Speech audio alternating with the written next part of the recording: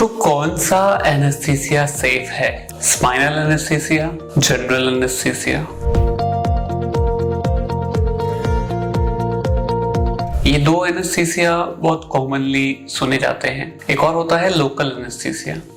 Local anaesthesia का मतलब है खाली आप उस जगह को ही सुन कर दो जहां पर आप प्रोसीजर करना चाह रहे हो। तो हम लोग डिस्कस करते हैं कि पहली बात ये एनेस्थीसिया होते क्या हैं, अलग अलग एनेस्थीसिया का क्या मतलब है।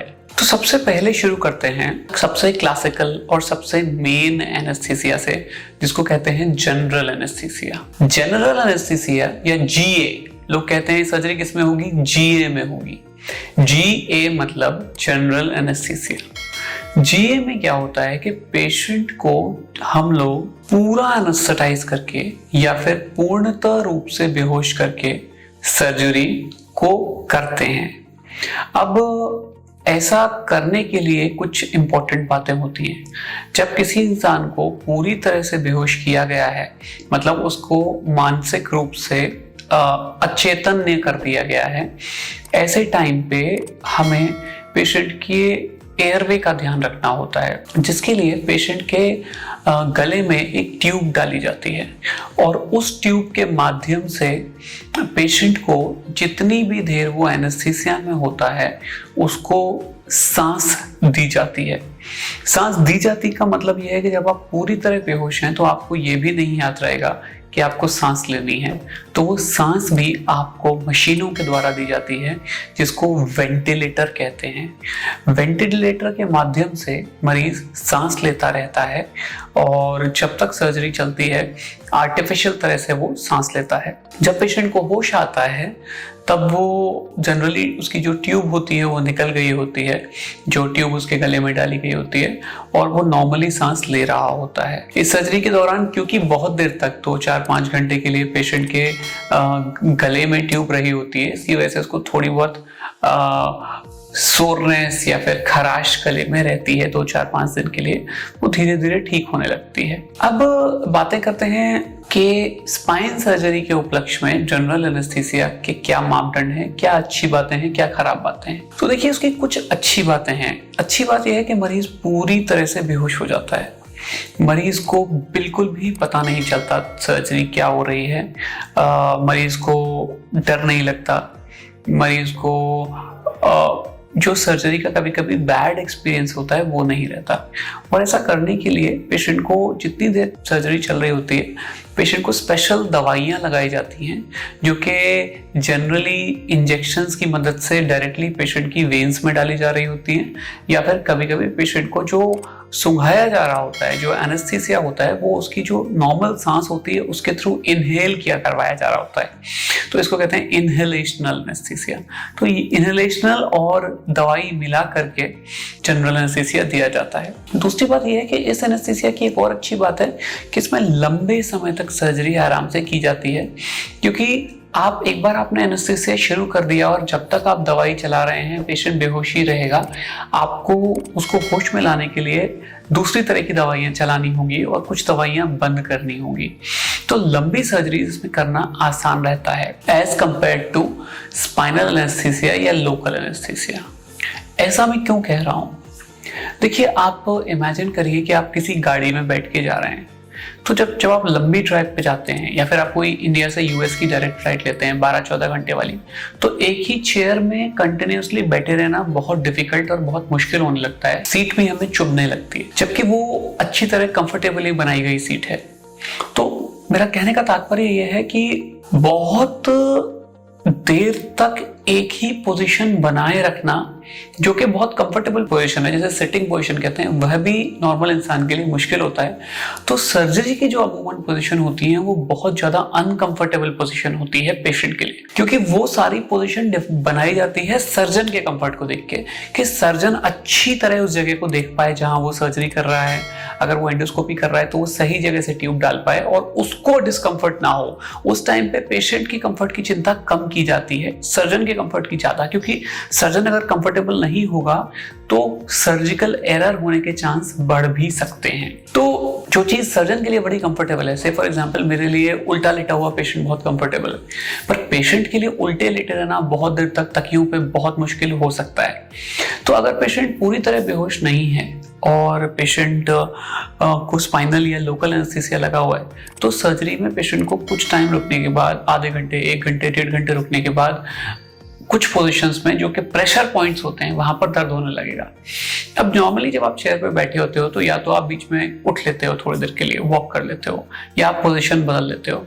यहाँ पर ये ऑप्शन आपके पास है नहीं, आप पोजीशन नहीं बदल सकते क्योंकि सर्जन आपको ऑपरेट कर रहा है, आपकी पोजीशन वही बनी रहेगी। अब हालांकि उसका कोई कॉम्प्लिकेशन नहीं है कि अगर आप उसी पोजीशन में हो, बट वो आपको अनकंफर्टेबल है।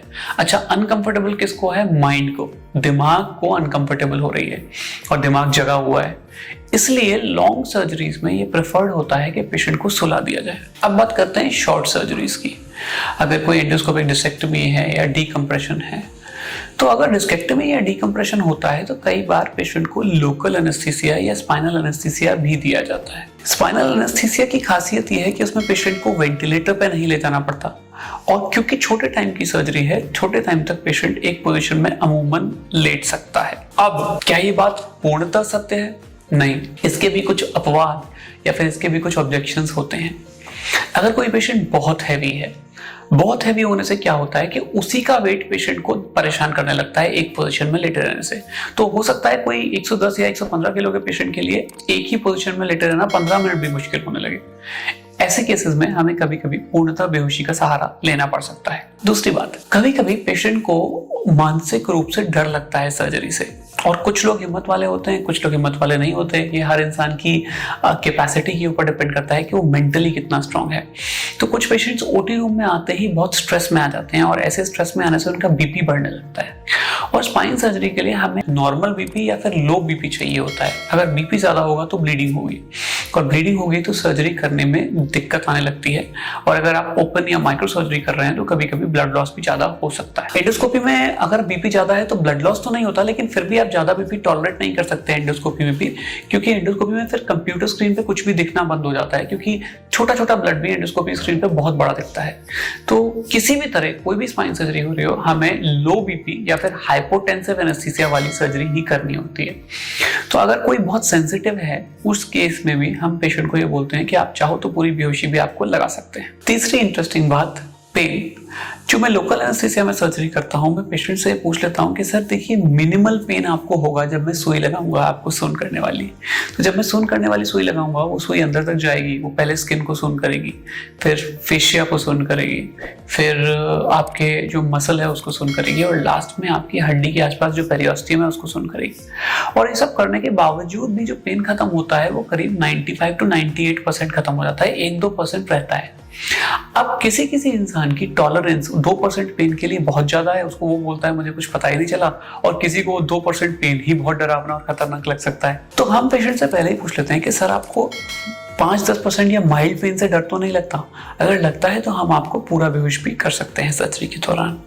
पर अगर नहीं लगता तो आपका एनेस्थीसिया नहीं लगाना पड़ेगा, आपको वेंटिलेटर पर नहीं ले जाना पड़ेगा, एक बड़ा प्रोसीजर नहीं करना पड़ेगा, सिर्फ एक छोटी सी सर्जरी के लिए, अगर एंडोस्कोपी है या कोई एक डिस्केक्टमी है। अब कुछ पेशेंट्स की कुछ स्पेसिफिक रिक्वायरमेंट्स होती हैं, जैसे कि कोई बहुत एल्डरली पेशेंट हैं जिनमें जनरल एनेस्थीसिया देना अच्छी बात नहीं है, उनके हार्ट में कोई दिक्कत है या किडनी में कोई दिक्कत है, या उनको कोई एट्रियल फिब्रिलेशन है, उनको कोई अंडरलाइंग कंडीशन है जिसकी वजह से जनरल एनेस्थीसिया रिस्की हो रहा है। ऐसे केस में सर्जरी को स्पाइनल एनेस्थीसिया में किया जा सकता है यदि आपकी सर्जरी लंबर स्पाइन या फिर नीचे की कमर की है। ये चीज सर्वाइकल स्पाइन सर्जरी में नहीं वैलिड होती, बट नीचे वाली सर्जरी की जा सकती है। दूसरी बात, यदि मरीज को हमें कोई कारण ऐसा बन रहा हो कि हमें कोई भी एनेस्थीसिया नहीं दे सकते, तो ऐसे केस में हम अवेक सर्जरी करते हैं, जिसको हम लोग कहते हैं लोकल एनेस्थीसिया सर्जरी, जिसमें उसी एरिया को सुन्न कर दिया जाता है और बहुत सुन्न करके ही सर्जरी की जाती है।